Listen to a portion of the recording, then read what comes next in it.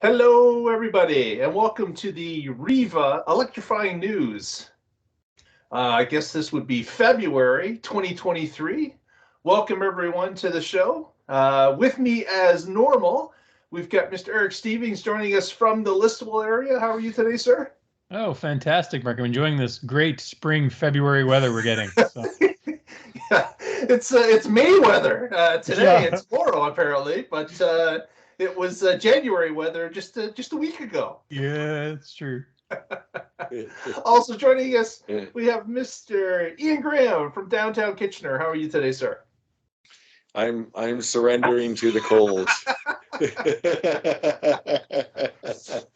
Yeah, February cold. I've got a box available to me too, so you never know. Got to keep it close in February, that's for sure. Yeah, I'm going to be quick with my slides probably with my talking because I'm stuffed up and well, that's what it is. It is what it is. Absolutely. Yeah. Well, let's get to the news this month and see what kind of stories we've drummed up to share with the membership. Okay, we're seeing this okay? Yep.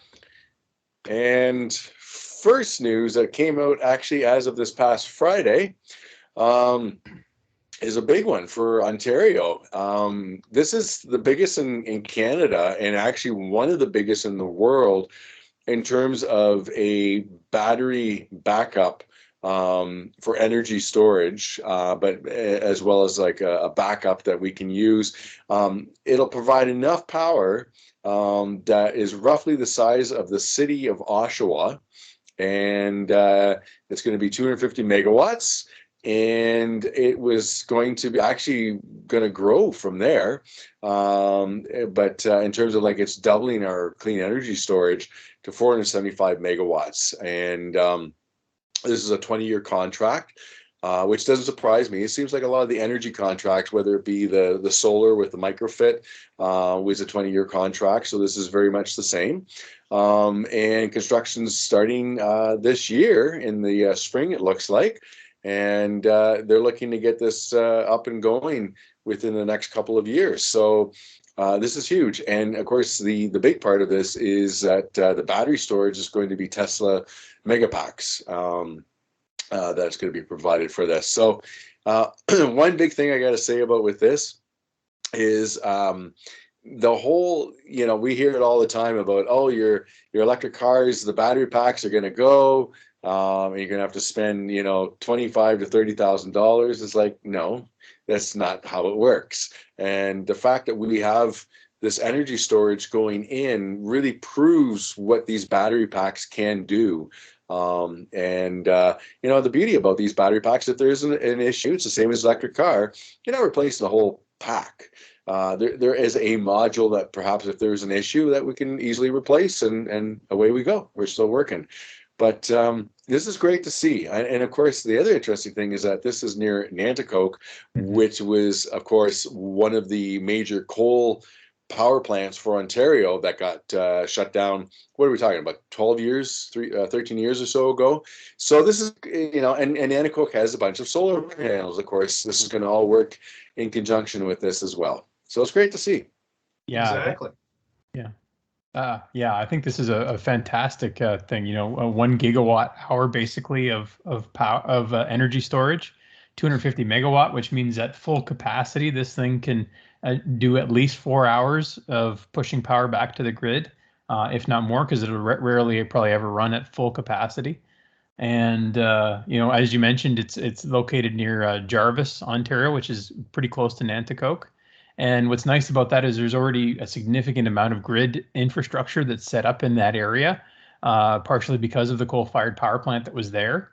So a lot of that infrastructure already exists, and it's going in this area. And this is serious grid-tied storage. Like this is, as you said, one of the largest projects in North America.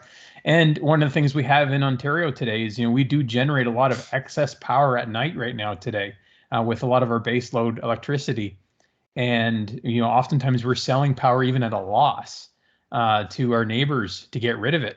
So, being able to store this and use some of that energy is, fantastic. This is almost a no-brainer. So. Yeah, being able to store that energy off peak and then use it when it's required is going to be a big plus. This can eliminate the use of peaker plants starting up because if that energy, as Eric has mentioned, is collected overnight when we had a surplus of energy, we can use that at any given point throughout the next day or week, whenever it's required, if it's stored in these packs. So that can offset the use of having to fire up a peaker plant to keep up with demand. And it can also more stabilize the grid as well. Since it can micro switch on and off, that means it can flow electricity to the grid in spurts or different power needs at any given microsecond. And that, of course, allows the grid to be more stable and allows everyone to benefit in it. So here. Hopefully we can get a few more of these installed throughout the province in other key areas that can, in other sections of the province, we're having that ability to balance the grid as required. So if we can do this strategically, that would be fantastic for Ontario's grid and its stability in the future. Yes, exactly. Yeah. So, all right. Well, it was exciting news to hear. The other quick thing about this as well is it's involving 6 nations. That's great to see as well. I think it's a very positive aspect to our province, and hopefully will inspire more of our country to do things that are very similar to this. All right, moving on. This was really interesting. Is the RCMP getting an electric vehicle? Exactly. This is the first RCMP detachment in Canada that has actually decided to purchase, in this case, a Model Y Tesla vehicle for an actual patrol cruiser that they're going to be using with the detachment. They're setting this up as an example. They want to benchmark the electric vehicle and see how it performs. This is probably one of the most ideal places in Canada to have an electric vehicle, which would be BC's southwestern coast, where temperatures are always, just above what we get here in Ontario. But it also gives them the ability to get higher mileages out of these vehicles because temperatures are a little bit less, they don't get as sub-zero as possibly a place like Winterpeg or, here in Ontario every once in a while when we get down to -30.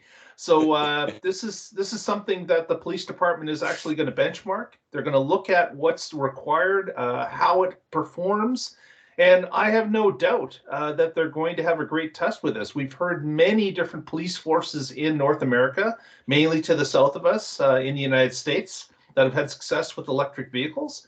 And I would not be surprised if RCMP is pleased with it and will look to rolling more into their fleet.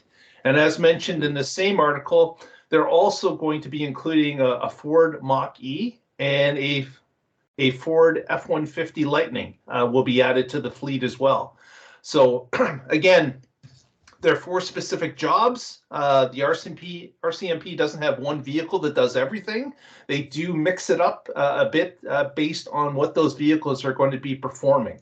So having a pickup truck and the Mach-E will be interesting to see how it works into their daily routines as well. So just like we saw in last month's story about Fisheries Canada, it looks like the RCMP is going to start getting involved here as a federal police force and start benchmarking these EVs, which is great to see. Yeah, one of the other things I found interesting in the story here, they were talking about how, currently in 2020, which is 3 years ago, the average cost of a police cruiser to fuel and maintain them was a little over $11,000 a year. And that was, 2020, gas prices were a lot less back then too. So I would imagine that number has increased somewhat substantially since then as well. So, there's a good probability that these things are going to pay for themselves relatively quickly, probably within a few years, they'll easily pay for themselves. Exactly. And what I know Ian did as soon as he saw this photo is he put in his order for a cattle pusher for his Model 3, I'm sure. Yeah, no kidding, eh? I'm going to use it to clear out the bike lanes, to be honest. If we actually have cyclists out there. Yeah, man. But I will say one thing. I think it's smart. The RCMP is, besides the Model Y, they're also doing the two Ford vehicles, and I think they're going to be more than likely giving like a pros and cons checklist between all three of those vehicles, because not all of them are going to be suitable as an all-around, like this works for everything. This is, smart, that they're doing tests with all three, and it's also going to be beneficial for other police departments to see this, as to what works, what doesn't work on all of this. But and you know what, like Eric was saying too, like the article stated about the cost of gas, and that was back in 2020, and that 11,000, I can imagine now is probably closer to 13, with fuel costs. And what also could be interesting is, are we going to start seeing the RCMP offices start putting up solar to be part of the grid to charge the cars as well? Another offset. The one police officer with the RCMP was very strong worded about how he's done the math, and he really feels strongly about this stuff. It's great. Another side story to this, which was not included in this particular article, was that a Canadian Forces base in Quebec has also signed up and started to test some electric vehicles as well. So the users can go and search on that. They're actually testing a Model Y as well. So we've got some different federal entities that are starting to, more than just talk the talk, they're actually walking the talk. So that's good to see. Yeah, excellent. So, all right, moving along. This is for Eric, City of Guelph, getting their first electric bus, and pretty cool. Yeah, so someplace locally here, the City of Guelph has they're taking delivery of 4 electric buses this quarter basically. This is the first one that has arrived, and it looks like they're planning to add a bunch more infrastructure as well too. They're looking at improving their sort of their fleet as well too. They're looking to be 100% renewable at some point. And it's interesting because they're saying that the modeling they've done with these buses, the conservative range is somewhere in the neighborhood of 300 to 350 kilometers for some of these buses as well too. So this should serve quite a few routes in the city of Guelph without much problem as well too. And I hope the region of Waterloo is looking closely at these and watching very closely what Guelph is doing here as well too. So and hopefully they'll learn a few things from this and start looking at picking up a few of these as well. Mm-hmm. Yeah, it's good to see. I know. Grand River Transit has ordered some electric buses. Actually, I believe one has arrived, and they're actually doing some testing with it in February. So we should be able to catch that on the streets at some point as well. They've also got some of those accordion buses. Now those aren't electric. Those are diesel buses, but they are GRT is testing some different buses, and one of them is electric at this point. So hope there's some success in Guelph. The one thing I found interesting in this article was that the recharge rate was so quick. 3 hours to recharge a vehicle that would do 300 to 350 kilometers of range. That's definitely not a low-level L2 that they're using to charge this, obviously. It's something a little more beefy. Yeah. The bus is 564 kilowatt hour. So to charge that in that time frame, you're looking at probably no one's plugging it into the back room on the 110. Yeah, this is like 700 kilowatt charging probably. So yeah. Yeah, I thought that was interesting too, the 3 hours to reach a full charge. When I read that in the article, I had to do a double take because it was like, wow, this is next generation for charging. But the other big thing too is like we've talked in the past about delivery vehicles having about 150, maybe 200 kilometers of range, and that's pretty good for a day's worth of driving. So now we've got a bus that's doing 300 to 350. and 3 hours to reach a full charge. Like we're talking about, this is a good day's worth of work that this bus will be able to do, no problem. Mhm. I'm waiting for down the road if say in a few years they decide like, oh, we're going to upgrade again, so we're going to sell these buses to someone who wants to convert it to a nice big mobile home. Maybe we'll have their full charging on the road for 3 hours for these big buses, because I can imagine you could make a very nice home out of something like this as well. But the one thing I will mention though, when the mayor Cam Guthrie, he tweeted out a picture, or at least the city of Guelph tweeted out a picture of these buses, but it was on a flatbed. And why, social media wise, people are ruthless, and it did not help that they tweeted this out on a flatbed. Some of the commentary was, a little frustrating to see. But you know what? The proof's in the pudding. I think these buses, it's too bad it's 4 buses total. I wish there were more, but those 4 buses, I think, are going to really show the community how cool these things really are. So. All right, moving along. So we did talk about vehicle to grid for the last little while, and an article came out this past week. Enphase, for those of you who don't know, Enphase is a company that's been around for quite a number of years.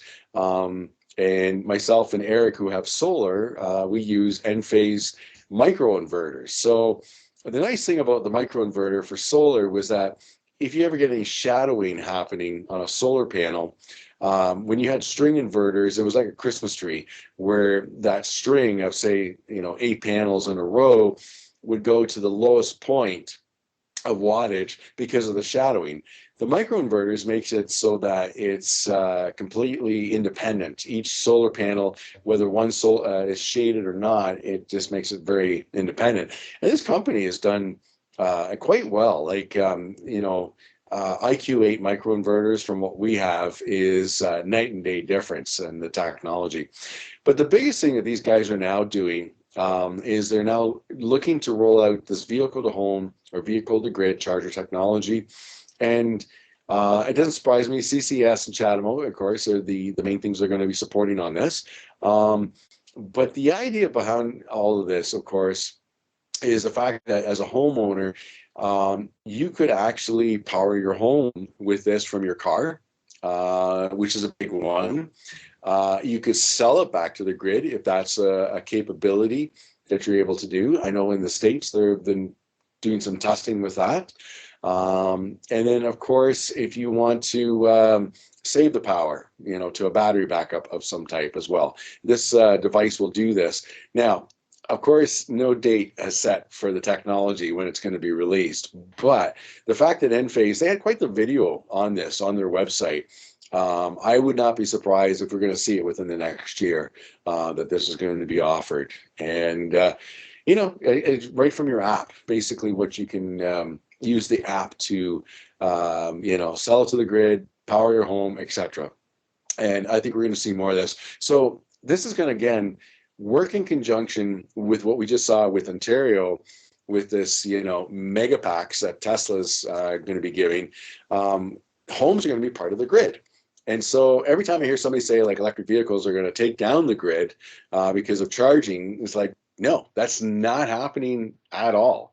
And especially as more of these type of units get rolled out, whether it be Enphase or Siemens or Tesla or whoever, we're going to be seeing some really cool stuff where our cars are actually going to be supporting the grid and part of it.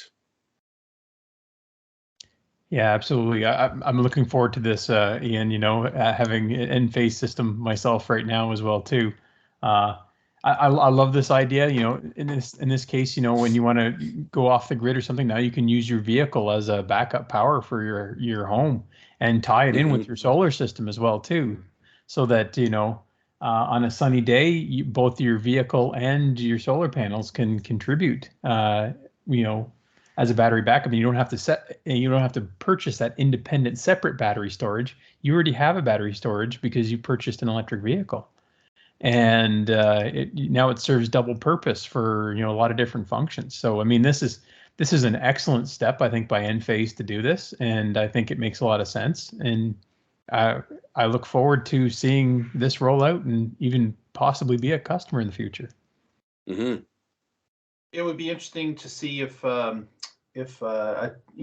utilities would start to get involved with this to be able to promote that they could actually help green their grids, make them more resilient by having a number of homes or vehicles connected to their grid to be able to pull power when they require it. We see a lot of this starting up in the United States, which tends to be first when it comes to these type of things. It'll be interesting to see if we can get some local utility interest in doing this. Also, with the new batteries coming out in our electric vehicles, they're becoming more and more longevity. They're able to do more and more complete charges and discharges, and that, of course, leads itself to a system like this, where not only are you using some of the power to drive your vehicle, but it also can be called upon multiple times through the night to help the grid. Pull a little bit out, put a little bit back in, make sure you have enough in the morning for work, but you're supporting the grid and allowing everyone with a win-win scenario, because typically drivers are getting paid for the amount that's being pulled out of their pack at night when they're really not using it. So as long as we've got vehicles that have these robust batteries that allow virtually unlimited amount of cycles, this becomes a perfect solution for any community to have, because it allows everyone involved in this circle to win with this. Mm-hmm. For sure. All right. Speaking of charging, FLO's announcing new higher speed Ultra, which is 320 kilowatts. This looks to be something else. Exactly. We are familiar with FLO. Anyone that owns an electric vehicle, certainly in Ontario, is familiar with FLO because they're one of the premier, I would say, charging companies out there based in Quebec. And FLO has developed a reputation for being extremely reliable for their stations to be in uptime. And that's a fantastic thing to have when you're looking for a charge, is having a reliable network to know that when you get there, although it may be being used by somebody else, it's definitely working. So that's a big plus when you have an electric vehicle and you're traveling distances. FLO has announced recently that they're opening up their FLO Ultra charging system, which you can see in the photo. Is a two-station, in this case, a two-station photograph, where it will plug in directly to your vehicle, just as the old FLO system did. But as Ian mentioned, can provide up to a 320 kilowatt charge, again, based on the equipment you're hooking it to. Certain vehicles are limited by that vehicle, and of course that still is true. But the newer vehicles that are coming out now that have higher charging abilities, this FLO system will allow them to charge faster than the typical 50 kilowatt FLO station that's out there. Most FLOs are 50 kilowatts when it comes down to volume of them. But this new station is going to bring them to the next level. Hopefully, they will be as robust and they'll be as able to stay operating just like the old system was. I hope that was the number one priority that they took into mind when they were looking for new equipment to boost this speed rating. And if that is the case, then I think we've got a huge winner on our hands. FLO is just moving to the next level. And we will love to start seeing these start showing up on the nation's highways and byways to allow that intercity driving and quick charges as you stop just to get a quick bite, go to the restroom, and then head back out on the road. Mm-hmm. Yeah. These are pretty neat charging stations, actually. It looks like they're set up in such a way, sort of as a power sharing agreement, sort of power sharing system. Basically, they can deliver an individual unit can deliver up to 320 kilowatt, but according to FLO's website, in modular applications where you have even multiples of these set up, it could deliver potentially up to 500 kilowatt to a single vehicle. So that's very powerful and huge potential, depending on the configuration. But in this configuration, just with 2 units, if only one vehicle is charging, it can deliver 320 kilowatt to one car. And then if 2 vehicles are charging, they're limited to a power split, basically, based on that. But as you mentioned, Mark, their stations have been historically quite reliable. They've been very good at keeping their stations up and running. And I do like the setup of these stations. It looks like they've learned from some of the other manufacturers, some of the things that have worked and has not worked for other types of Signet and ABB and BTC Power, the other big DC fast charger companies out there. And they've incorporated some of that into these stations, and they look promising. Mm-hmm. I like the fact, though, that they're now like 500 plus employees, and they were half of that 16 months ago. Like, I like seeing that with these companies, that they're not only they're growing, they're getting the charging network, that much more out there, but they're also employing that many more people and getting that many more people involved with the electrification of our continent. It's great to see that way. And quite honestly, I like the look of these flow chargers. I like that, the blue and the green that they got there to differentiate between the two. And it looks pro and fancy. So. Yeah, FLO has actually two factories in Quebec currently, and they have a third one in Michigan. Wow. And most recently, FLO did win a contract with GM, where they will be the official installer of different fast chargers at dealerships. So that's both in Canada and the U.S. So a big plus for FLO there, and probably part of the reason that they're expanding number of employees. So congratulations to them. Yeah, that's great to see. And they also mentioned that they're and part of the reason for the factory in Michigan as well too is because now they're also full NEVI compliant as well too, which means they're fully compliant with getting a lot of funds from the U.S. government for their build out for chargers as well too. So they have enough U.S. parts content and enough of that to qualify for full funding as well too, which it will be good for FLO as well. That's great to see. All right.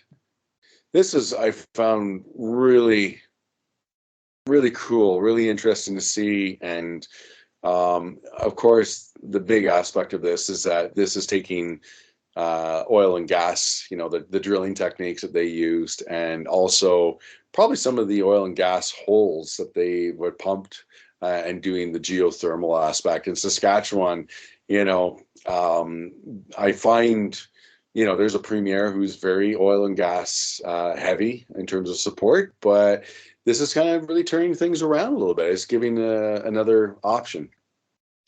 Yeah, so I love this story.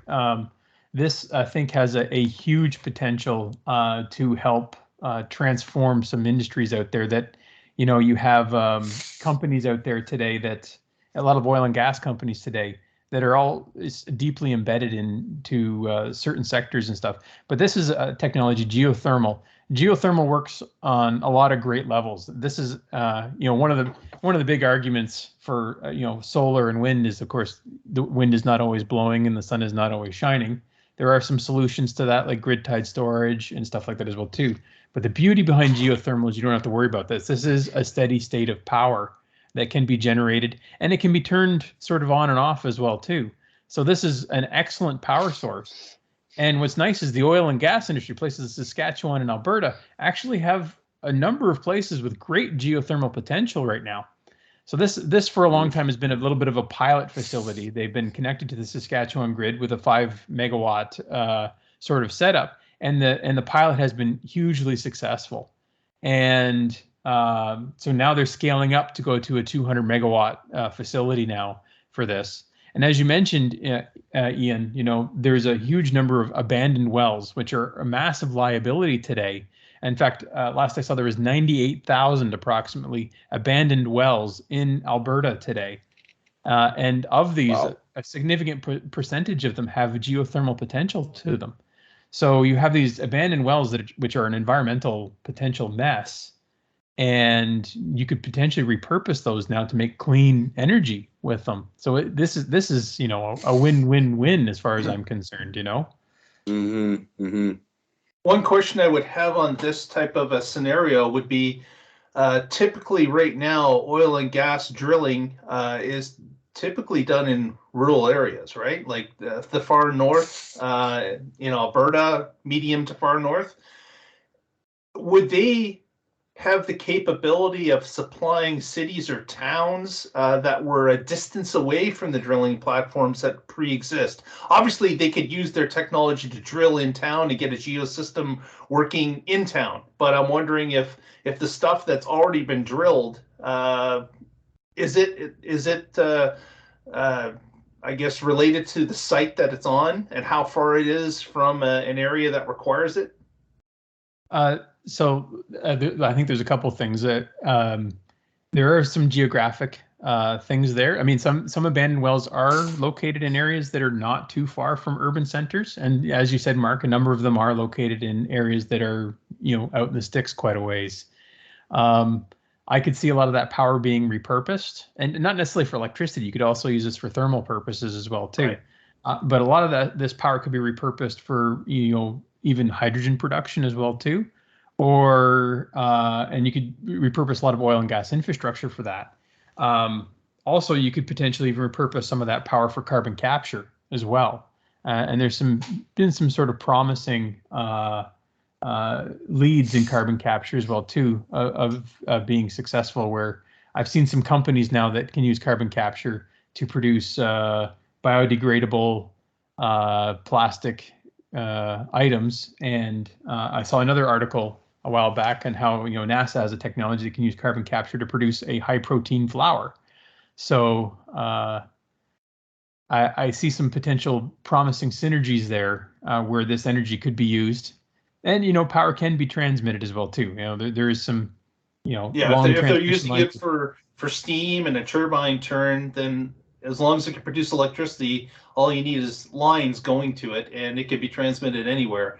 I guess I was thinking more along the lines of heating for geothermal, that in a number of like Norwegian communities and Iceland, where they basically heat the towns with this geothermal energy. But I can definitely see electricity being an easy capture too. Mm-hmm. Mm-hmm. Yeah. Yeah. Cool. No, it's great to see, because it really does show the transformation from oil and gas to this other process, and making use of the infrastructure that oil and gas had, and using that and going from there. So it'll be interesting to see over the next couple of years how this pans out. All right. Sorry, I'm slowly getting more stuffed up. And we're three-quarters of the way through, Ian. You're almost there. Yeah, I know. Oh, man.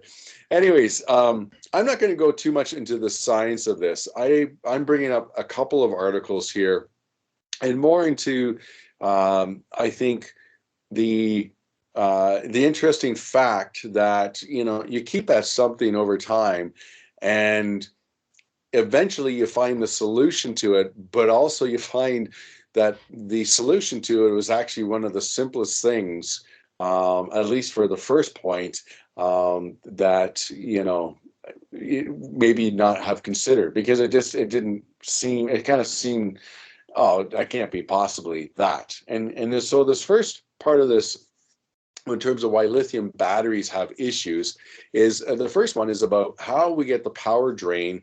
We use our phones, and over time, if we let it kind of sit there, over time it slowly loses its energy. And we see that with our cars as well, our laptops, all that type of stuff. And this is the part that I love, is that the students at Dalhousie University, and this is again part of the Jeff Don research team, but the actual tape, it's called PET. Don't ask me what that all stands for, but it's an acronym. Basically, as that tape decomposed, it also was drawing the power out from the batteries.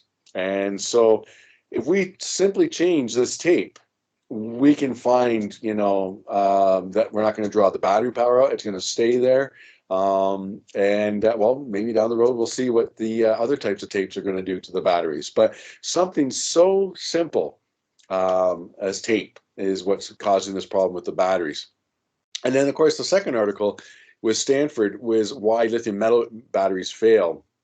And basically, the best way that I saw the article that described this was, imagine you have a road and winter comes and it gets snow, it gets ice, cars drive on it, and then eventually you get a pothole. And over time, that pothole just becomes bigger because we have more snow, more ice, more cars hitting that pothole, and it just keeps getting worse. And this is very much the same idea with the lithium battery, where it's, if you want to say, it's kind of getting like a pothole, which then causes the short circuit. And it's a mechanical stress, basically, is what it comes down to. And so it's basically, it gives them the answer as to what's happening. The solution, I'm not quite too sure what we're going to do on that part of it, but they've got at least why this is happening, which is great to see. And so it just really goes to show, like, our research into the issues, anything to do with lithium batteries, are being solved, and in some cases very simple. Yeah, that's very good to see. It's how humans always solve problems. We just get more minds involved and more use of a product, and somebody else comes up with a bright idea that we try and field test and decide whether or not it works better, and then we go back and try something else, and we end up with getting some great solutions that add to the pluses of a particular product. And of course, batteries are no different. As more and more EVs enter the market, we've got more and more manufacturers wanting batteries. We got more and more manufacturers wanting lengthy life batteries and cheaper batteries. So all this comes together for the research to get people to look at specifics about battery architecture currently and finding new ways to make it faster, cheaper, and more reliable. And this is definitely the same story as we start on this path. Well, as you guys know, we've been involved with electric vehicles since 2012 or so, and the changes that have happened to battery packs since that point are dramatic. And I don't see that changing. As time goes along here, there are going to be more and more breakthroughs because there's just more and more research going on every day. And all different manufacturers across the world are seeing the benefits of EVs and the battery packs and what those battery packs could do, not just in automotive, but in other places. And it just makes it a driving force to get these things better, cheaper, faster. Yeah, absolutely. I mean, fully agree, Mark. This is the part of the evolutionary process. There's innovations like this happening now in the battery world almost daily. I would say there's innovations and discoveries happening like this.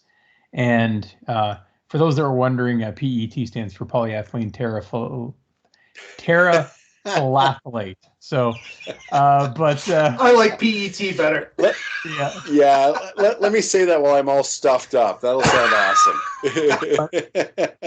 Yeah, I've used a little PET in my work as well too. But yeah, so these evolutions are happening all the time, and they're going to continue to happen. You see even how far the combustion engine progressed from 1900 to 2000, and in that time frame, we went from 20 horsepower engines to 1,000 horsepower engines basically in that period of time, and vehicles that were significantly improved in efficiency, function, and reliability.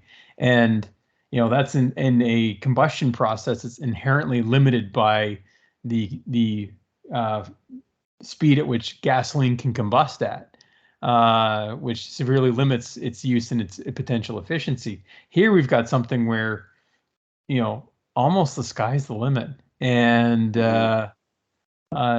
so yeah, as we continue to evolve, more discoveries and more people looking at this, it's only going to get better. So Yeah, exactly. Which is, for our last article of tonight, I got to bring up as well the battery technology, especially for the last article of tonight, because I think that's a big one that's going to be needed for this. All right. So, we don't talk about Yes. hydrogen very Hydrogen. much. I know. The stuff of dreams.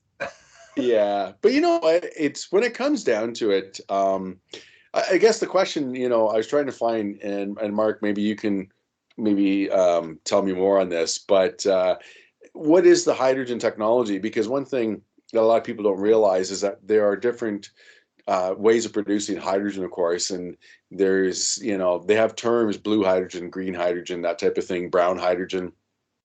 Which of course is not the greatest, but the big thing I think with the fact that a locomotive is not a lightweight vehicle by any means. So to just outfit it with battery power, that's going to be tough. Yeah, this story has been an evolving story since 2020, when our two major railroad networks, CP in this photo, as well as CN, had embarked upon the ability to look at alternative fueling abilities. CN went down the road of battery electric pack and are working with a company called WREVA, something close to that. You can look it up. But they're on a test trial now. CP had come at this at a different. What they wanted to do is take an existing chassis of one of their mainline locomotives and outfit it completely with hydrogen, and of course the electric traction that both sets of trucks are driven on. They combined with Ballard Power out of British Columbia to purchase a number of fuel cell packs for this actual train that we see in the photo here, this actual engine. And their goal was to produce a vehicle that could pull the same amount that their diesel / electric vehicles could pull today. So that's why they wanted to use a full-size mainline motor that would be used in a regular application. And of course, this vehicle is housed in Calgary, Alberta, and it is test driving the track between Calgary and Vancouver. So it's going over the Rockies. They want to make sure that this vehicle can handle the load of the massive amount of container traffic that travels that main line between Calgary and the port of Vancouver, as well as the weather conditions and the grade that this vehicle has to face going over and down the Rockies. And you'll be happy to know that with the grade, this EV, which is a hydrogen EV, also benefits from going down grade because it's got regen braking. It actually is able to use some of that kinetic energy coming down the Rockies to put that power back into its battery pack to drive those wheels. The battery pack, of course, is smaller than a full electric, but the hydrogen fuel cells from Ballard Power allows this to just basically have an output of water as the byproduct for running this. The actual hydrogen is going to be produced at two different sites. The first one is already up and running in Calgary at their head office, and they've got it hooked to a number of different wind turbines that are producing the energy. So in theory, it is green hydrogen because the process they're using is pulling electricity from the turbines in order to produce the hydrogen and store it locally and fuel these engines. So they just went on their first run just last month, and it was their first what they call paying run. So they actually put this train to work, this locomotive to work on an actual run that they would use a regular train on, and they reported that the readings that came back were favorable. So obviously, if you start with a motor or start with a brand new a form of power for a locomotive of this size, you're going to have ups and downs. There's no doubt. They're going to have to go through a number of different trials and tribulations. to get it set up properly and make sure that's as efficient as it can be, and then they can judge based on that as to whether or not they can go further. But they've already put another order into Ballard for more fuel cells, so they do plan to make another mainline engine already, and they're going to be making a switcher engine that operates inside of a yard as well. So my hat's off to CP. This is great news. Again, this is someone exploring a solution that really works for hydrogen. We know that hydrogen doesn't work in passenger cars, but this is an application that's been proven before that it can work for. And this is a big plus, I think. If CP can make this happen, it can definitely help them if they can produce the hydrogen locally and be able to fuel their vehicles. I can see a bright future in this. But again, we're early stages. Mm-hmm. Yeah, I agree with you 100%, Mark. Looking at this, and a lot of people don't realize this, but trains for a long time have been basically series hybrid systems. They're diesel electric, and their wheels have traditionally been turned by electric motors. Similar to how ships work too. Most ships today, actually, what turns the propeller is actually an electric motor, and they're typically run with a diesel or a heavy bunker oil genset that generates the power on board that basically runs those electric motors. So in this case, you're basically substituting the diesel generator for a fuel cell that's just able to output enough power to feed those motors. And if you can do that, the performance should be the same. And that looks like what Canadian Pacific has done. So it seems like a pretty relatively straightforward conversion to do. And, they're proving it out right now. And I think, rail work makes a lot of sense too, because there's, fixed locations for fueling stations, and those fueling stations could probably easily be converted for hydrogen. So I think that makes a lot of sense as well too. Now, I think for a lot of trains in areas where you have high traffic corridors, it might make sense to actually electrify the rails as well too, and have electrified trains, which they do have in Europe, for example. In Europe, they're running a number of electrified rail lines where the trains are fully electric, and in that case, hydrogen wouldn't be required. But Canada's a big country, and we probably have a number of rail lines today where electrifying the rails is probably not very feasible. And I could see that being a good location for hydrogen locomotives to play in. So I think this is a great option, and I look forward to seeing where it goes. Mm-hmm. For sure. It's the two companies between Ballard Power and Canadian Pacific. I'm sure they're going to make quite the progress and get the information back and forth that, like Mark, you were saying, that the numbers were favorable and they can improve upon that. And, if hydrogen, with the hydrogen fuel cell, I hear people say like, that's the next thing for passenger cars. No, I don't see that for passenger cars at all. But for these type of large, trains, maybe even possibly transport trucks, long range to a certain point, I can see where hydrogen can be somewhat more viable. Now, that being said, this is where our last slide of the night, and turn over to Eric, of course, is the other area that we're looking at possibly with hydrogen, of course, is flight. And well, that being said, as I mentioned, that we're discovering more of the solutions to the inherent issues with lithium batteries, and this is potentially going to give us not only better batteries for the cars, but better batteries for planes. And of course, the region of Waterloo recently got its first electric plane, which they're using for student testing. And that's a huge savings. I mean, the plane, of course, costs a little more upfront, but when it comes to fuel costs for students and that, it's going to be a heck of a lot cheaper. But this is so cool with NASA, with what they're doing. I really enjoyed reading about the two sets of motors. The one that is meant to bring the plane up, and then the other is just for lift, just to keep it up there. Yeah, this is a cool concept. A lot of people, when they think of NASA, they think of space flight, stuff like that. But another big chunk of NASA's mandate is, aerospace as well too, and powered flight. And NASA has always been an organization that's been really big in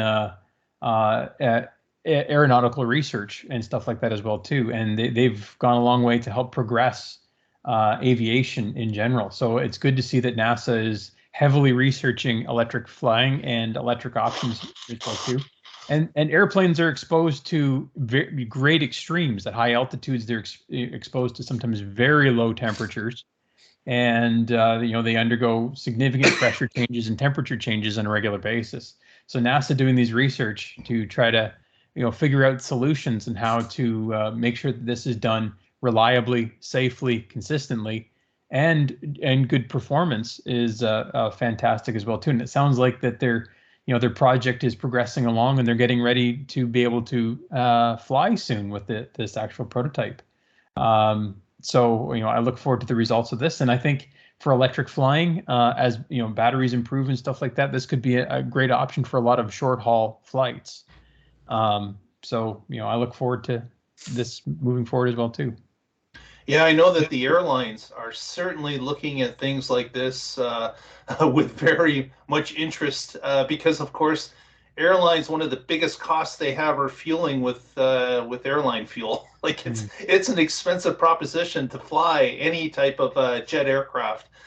If you could eliminate that, as Ian mentioned, with the Waterloo Flying School, with plugging in that vehicle and flying on electricity, which is at this point probably somewhere close to 6 or 7 times cheaper than petroleum-based fuels, that would be a huge win for airlines when it hits their bottom spreadsheet. So this is something that many in the industry are looking at, and actually a number of different airlines have invested in different types of systems to push them along and see if they can come out with something that would actually work. So electric flying is definitely coming down the road, and I'm excited to see that many different groups that are involved with this, including NASA, from this article.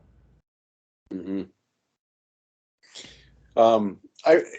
I wish Leslie Nielsen was still around, because if you guys remember the movie Airplane, I would love to see Leslie Nielsen in this flying it, and then one of the the motors stops. Flesh wound. We got we got 11 other motors, and then another motor stops. No problems. But anyways, now this is of course, it's not surprising with NASA that they're really getting more involved with this aspect. And I'm sure, like, I know some people get upset with the whole idea of we're going out into space, we're launching rockets, we're spending a ton of money on this, but a lot of people forget that so much comes from this because we learn so much from going to space. Something as simple as, like, even the roadways that we have today is all actually part of NASA research and what they've learned from space. So this is great to see, and I'd be interested in the next 3 to 5 years where we're going to be at with flight, because flight to me is kind of the ultimate challenge for the electric vehicle transformation, whether that be the smaller planes like the test planes that we use for training, up to the big the jets, and this is just another great step forward. Yeah, and I have to say, I am serious, and don't call me Shirley. Yes.